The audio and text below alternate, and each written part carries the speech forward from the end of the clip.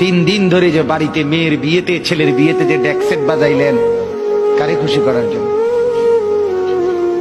হ্যাঁ, 1 লক্ষ টাকার গেট, এরপরে গায়ে হলুদের এই নগ্ন অনুষ্ঠান কার জন্য করলেন? বেড়া বেড়ি সব যুবক যুবতী সব একই মাইক্রো প্রাইভেট কারের ভিতরে দাতাদাতি করে বহাইয়া একখান থেকে একখানে নিলেন কার জন্য? পুরা প্যান্ডেলের ভিতরে একসাথে বেড়া বেড়ি একত্রে খায়, নাচে, গায়, ফুর্তি করে কার জন্য? শুধু সমাজ, সোসাইটি, পরিবেশ, সোসাইটি মেনটেন করছেন, সমাজ মেনটেন করছেন।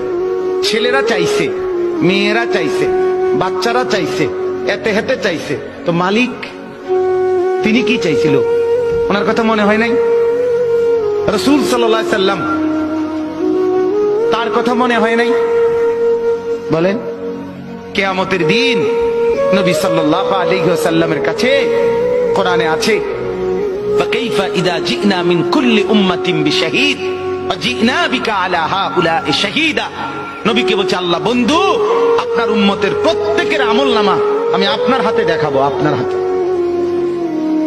আপনার সামনে পেশ করব, আপনি দেখে কথা বলবেন আমার কাছে। সুপারিশ আপনি কইরেন, মানা নাই, কিন্তু আপনি দেখে করবেন।